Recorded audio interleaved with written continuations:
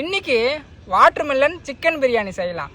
நம்ம கடைசியாக சிக்கன் டம் போடுவோம் இல்லையா பிரியாணி, அப்போது வந்து தர்பூசணியில் கொட்டி டம் போட்டு டேஸ்ட் எப்படி இருக்குன்னு பார்த்துடலாம். சரிங்களா?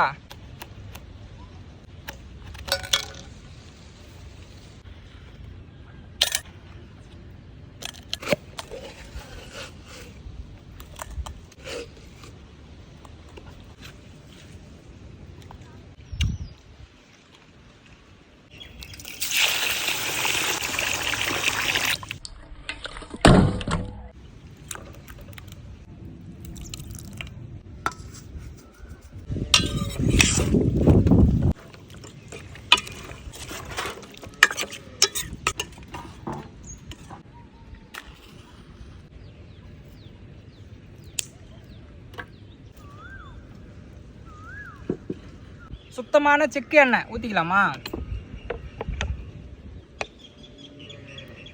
பட்டை வகை போட்டுக்கலாம். வெங்காயம், பச்சை மிளகாய் போட்டுக்கலாம். கொஞ்சமாக உப்பு சேர்த்துக்கலாம்.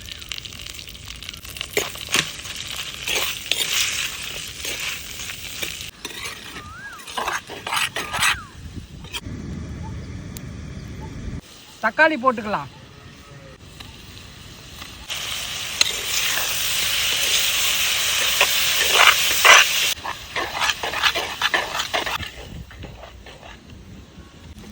கறி போட்டுக்கலாம்.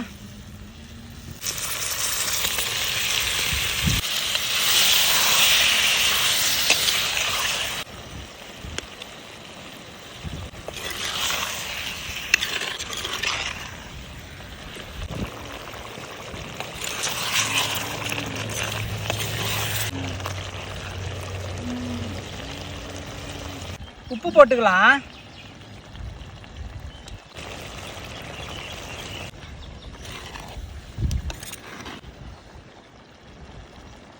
வாட்டர்மெலன் தண்ணி ஊற்றிக்கலாம்.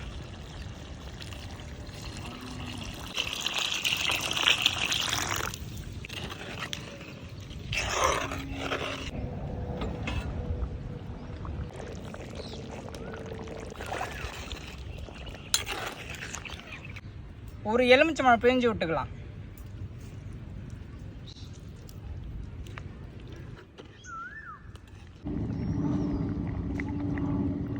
நல்லா கொதிக்குது இல்லையா, இந்த டைமில் அரிசி போட்டுக்கலாம்.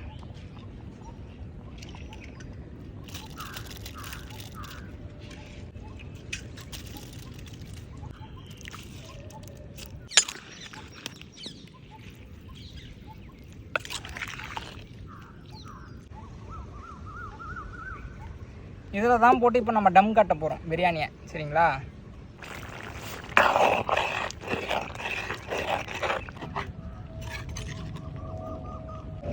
இந்த ஸ்டேஜில் நம்ம தர்பூசணிக்குள்ளே போட்டு டம் கட்டி வச்சிடலாம். அதுக்கப்புறமா டேஸ்ட் எப்படி இருக்குன்னு பார்ப்போம். சரிங்களா?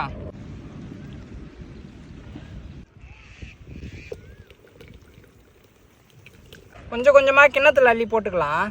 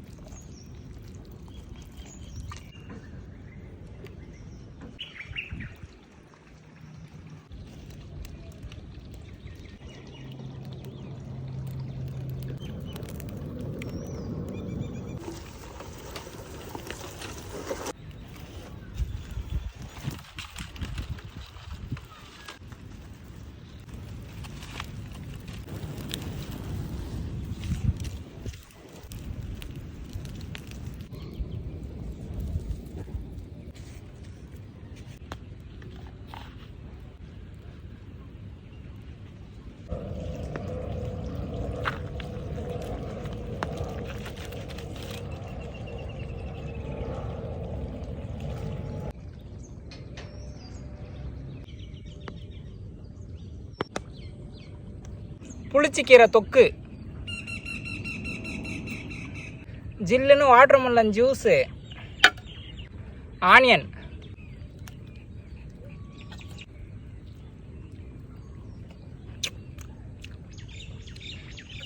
செம்மையாக இருக்குதுங்க, சும்மா சொல்லக்கூடாது.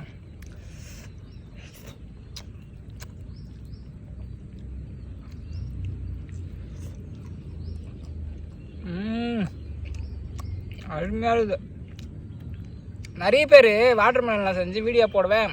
நமக்கு நிறைய பேர் சொல்லியிருந்தாங்க வாட்டர்மெலனில் செஞ்சு வீடியோ போடுங்க ப்ரோ சொல்லிட்டு. நல்லா இருக்கு. அண்ணா செஞ்சு பாருங்கள் கட்டாயமாக. ஆஹா,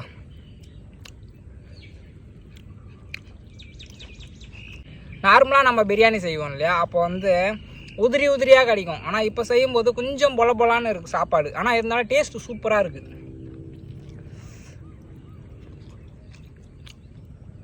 அப்பா,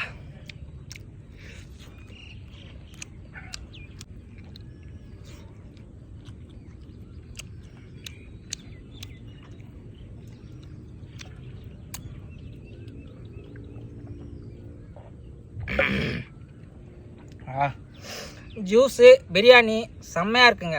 கட்டாயமாக வீட்டில் ட்ரை பண்ணி பார்த்துட்டு எப்படி இருக்குன்றத கமெண்டில் சொல்லுங்கள் சரியா. அதுக்கப்புறம் நேம் சொல்லி கேட்டிருந்தீங்க இல்லையா, நம்ம ஊருக்கு பக்கத்தில் வெங்காட்டில் வந்து ரஞ்சித்துன்னு ஒரு ப்ரோ இருக்கார். அதுக்கப்புறம் பாலான்னு ஒருத்தர் மெசேஜ் கொடுத்துருந்தாரு. ரித்திகா ஒருத்தவங்க மெசேஜ் கொடுத்துருந்தீங்க சரியா, பேர் சொல்லிட்டேன்.